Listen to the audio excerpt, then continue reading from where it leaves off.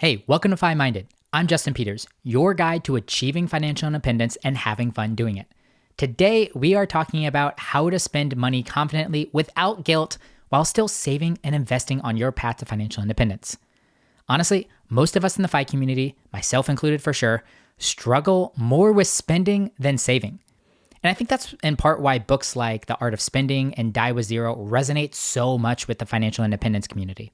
We have plenty of advice on saving, investing, and growing wealth, but far less guidance on how to actually enjoy the money we are working so hard to earn. So today, I'm sharing 4 spending principles I use as a super saver, with the goal of helping you create some of your own. These are pre-decided rules that give me permission to spend, so that when a situation comes up, I'm not second-guessing myself or feeling guilty. They help me spend confidently, enjoy life, and still stay on track towards financial independence. So with that in mind, let's get into it. Okay, my first spending principle is my fun fund. As the name implies, this is a pool of money that is used for fun things. These are things that I typically wouldn't justify buying. They are not bills, they're not needed upgrades, they're not justified purchases. They're really just permissioned joy. As a super saver, there are things that I want, but I would normally deny myself because they either feel wasteful or anti-frugal. So then I just go without them. And I struggled with this for a long time until I came up with the fun fund and the 10% concept. So I don't know if everyone's like this, but I'm a bit of a pay yourself first and pay yourself last person. So what I mean by that is my typical budget would work this way. I would pay myself first via my 401k matching contribution, my HSA contributions. I'd even fund my IRA on January 1st, although I'm kind of thinking about that a little bit after my conversation with Jesse Kramer. And then I'd also pay myself last. So whatever is left at the end of the month, I would put that straight into a taxable brokerage account. So if I were to give you an example, let's say that this month I made $5,000 and then I spent $4,000 and I had a surplus of $1,000 extra in my checking account at the end of the month. I would just send that $1,000 to my taxable brokerage account after I reconciled all my expenses and completed my budget. That was until a couple years ago where I introduced something I called the Fun Fund. And I decided with that, I was going to implement a 10% rule. So with the Fun Fund, this is how that typical month now would look. I would make $5,000, I'd spend $4,000, and then I'd have a surplus of $1,000. And I designated that at the end of the month, 10% of my surplus had to go to my fun fund. So instead of $1,000 going to my taxable brokerage account, I'd send $900 to my taxable brokerage account, and I'd send $100 to my fun fund.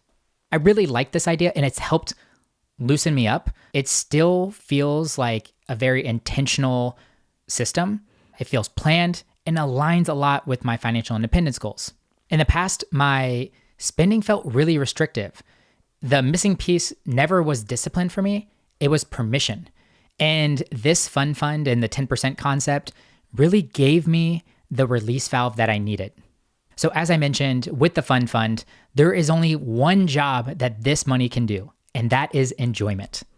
It can only be spent on things that I want, things that I normally deny myself, and anything that kind of falls into that wasteful or anti-frugal category for me. A couple of examples for me are, at least right now, or some of the things that I've spent my fun fund on in 2025 are Pokemon cards, new plants, random gifts for my girlfriend, or just upgrading things around the house that are fine, that work fine, but are just old or outdated. My fun fund pairs really well with a wish list. So I created a Amazon wish list, and anytime that I was thinking about buying something and it kind of fit into this category of my fun fund, I just add it to my Amazon wish list.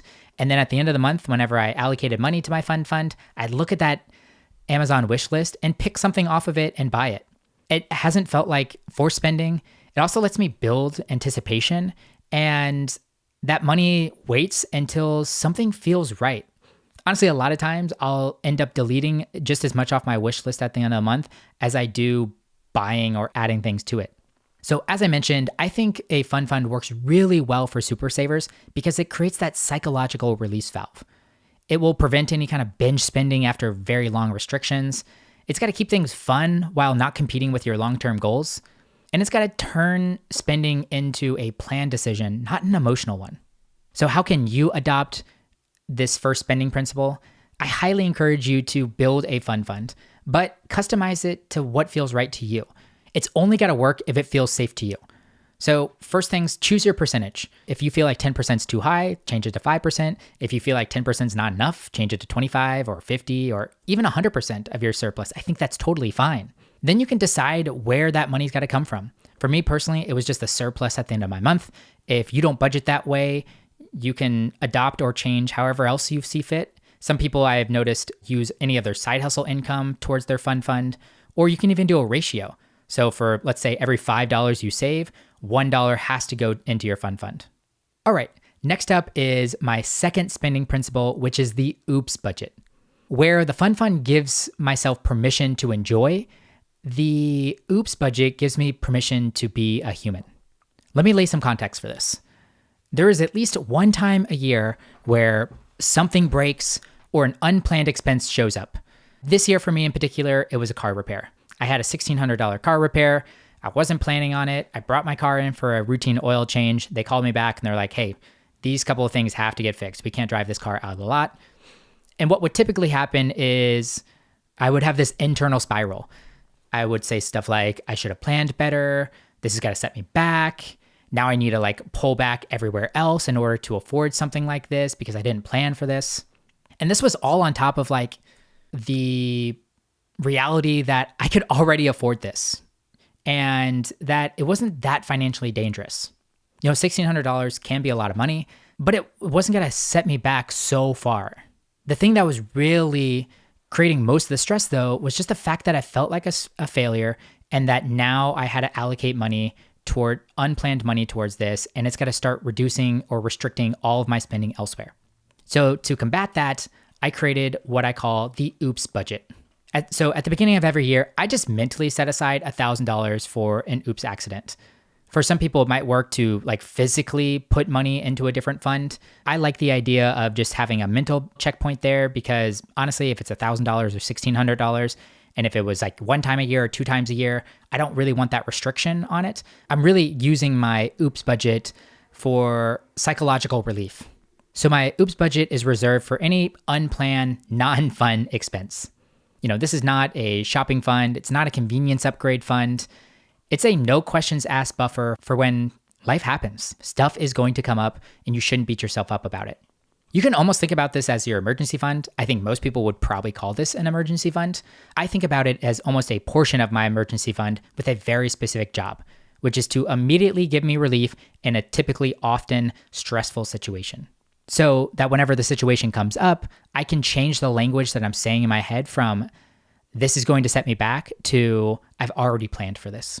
This really matters a lot to me, and I've seen it work really well with other people because with any of these unplanned expenses, more times than not, other stress is involved. Let's take my car, for example, again. I needed to quickly figure out how am I going to do life without a car? What repair shop am I going to take it to? How can I rearrange my schedule to easily fit this new situation that I'm in now? I didn't need to add the money stressor on top of this pile of other things. The oops budget doesn't allow money to be the loudest stressor in an already stressful situation. And let's be honest, unplanned expenses are not going to stop whenever you start pursuing financial independence. If anything, you're probably going to notice them more. And without some kind of buffer or psychological release, you're going to have one incident trigger weeks of restrictions, and you're going to have this sinking feeling in your stomach that you're now set back. So with the oops budget, you can now start to change that, and you're going to start removing the catastrophizing. You're going to start preventing any overcorrection, and you're going to keep your long-term plan still intact. You set aside $1,000, and that's just part of the plan this year. So how can you create your oops budget? Go ahead and pick an amount, $500, $1,000, $5,000. Pick whatever feels right for you. Then decide, are you going to have just that as a mental bucket in your head, or maybe even a completely separate savings account? And then ultimately use it. Use it on these non-fun, unplanned expenses, and don't feel guilty whenever you have to use it. You are human, things are going to come up, and this is exactly what you planned for. And if you're going to be prepared, you might as well let yourself feel prepared. And one closing thought on this, the oops budget has just been a great reminder for me that pursuing financial independence isn't just for freedom in my future, but it's also about the peace of mind and reassurance that I'm creating for my current self. If I get myself into a sticky situation, I've done the hard work, I've set aside the money, I've done the saving and investing up until this point, go ahead and allow yourself the peace of mind and the reassurance to get yourself out of the situation. Okay, let's move on to spending principle number 3, the moments that matter list. So I feel like I've been giving this perception that spending is totally okay and that I'm someone that spends a lot of money. But for first-time listeners, honestly, most of what I talk about on this podcast is a frugal mindset and how to be more frugal. And I still carry a heavy frugal lens in most of my day-to-day decision-making processes.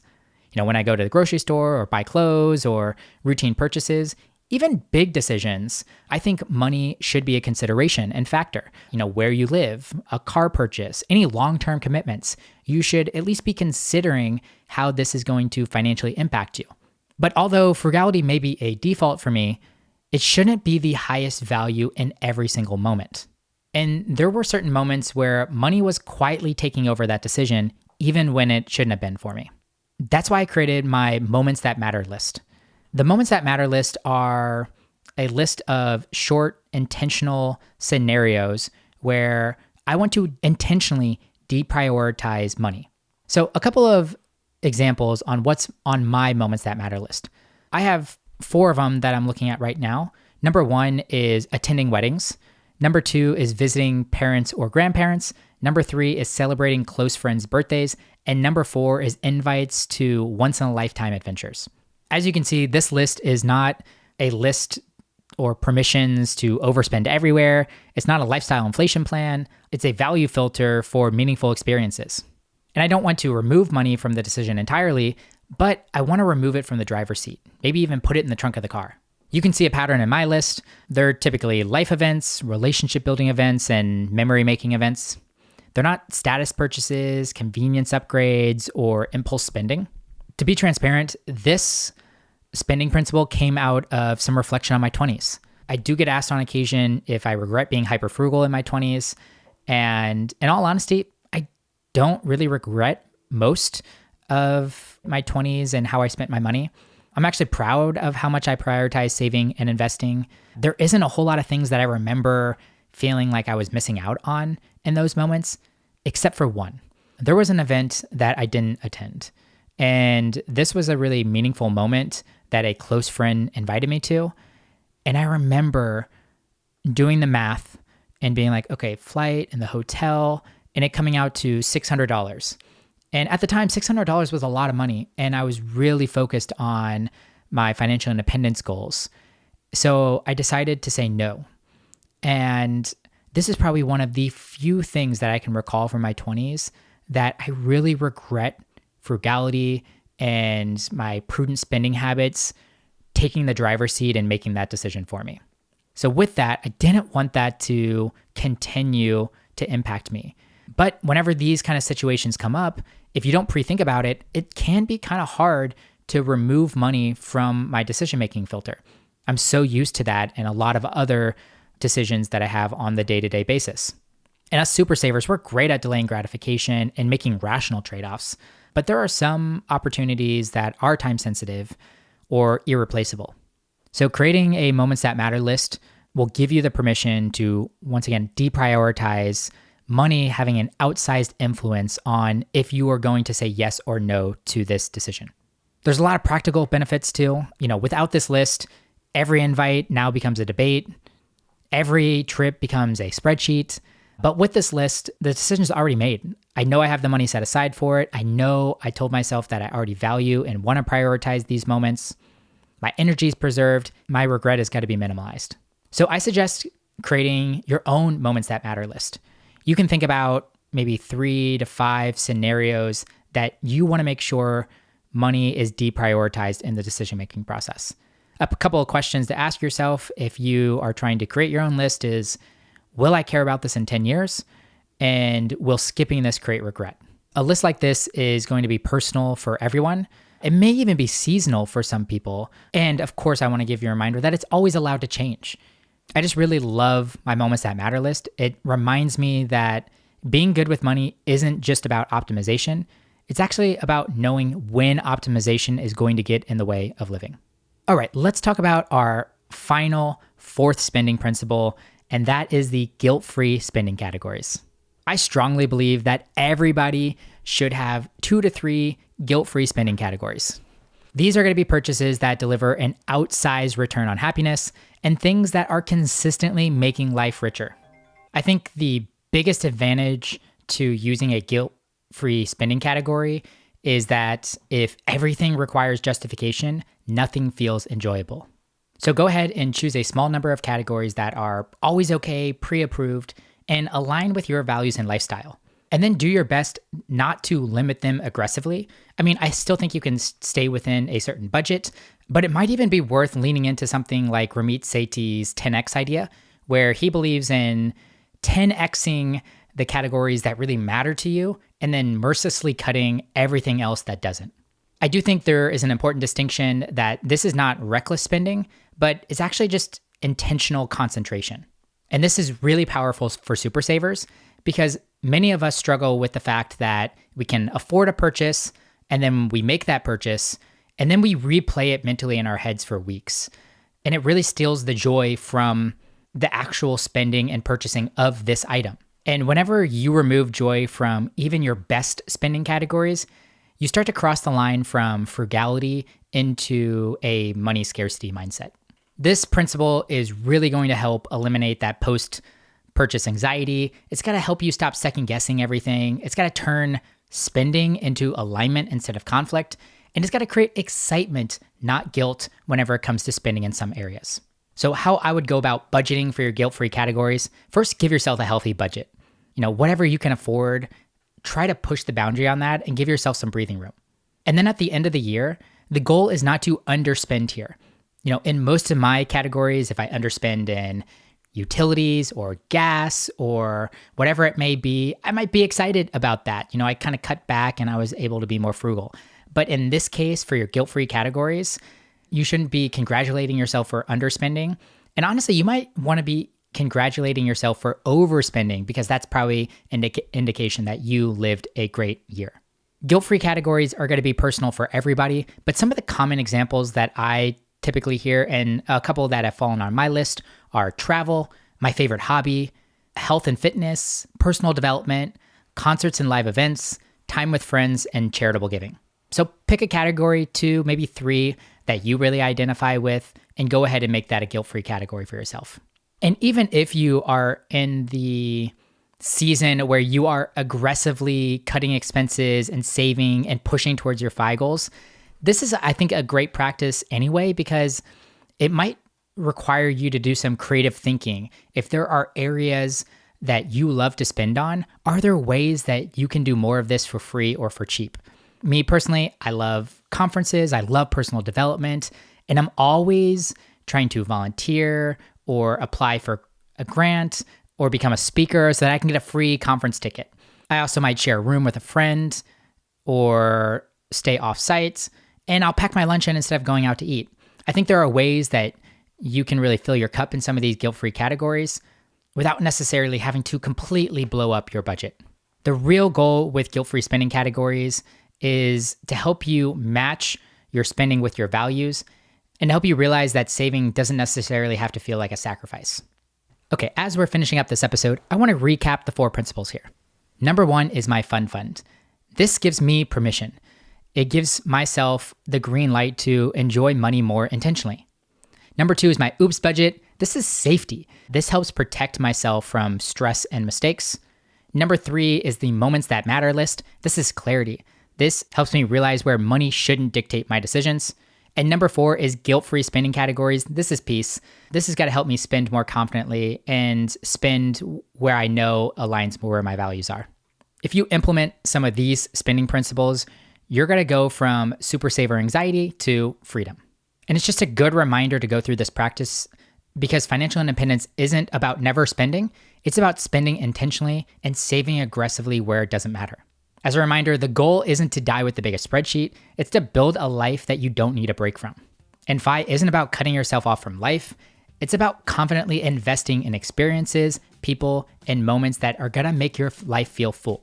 So the action out of today's discussion is to pick one of these principles and adapt it and fit it into your life and your spending, even if it's something small. And of course, people are always doing interesting things with spending and pushing the psychology around spending. So if you have a spending principle that you want to share, if you're listening on Spotify or YouTube, you can just drop it into the comments right now, or you can always email me at justin@fiminded.com. Thanks for tuning in to Fi-Minded. Remember, it's not about perfection. It's about designing a life that's worth living while still building your future. I'll see you guys in the next episode.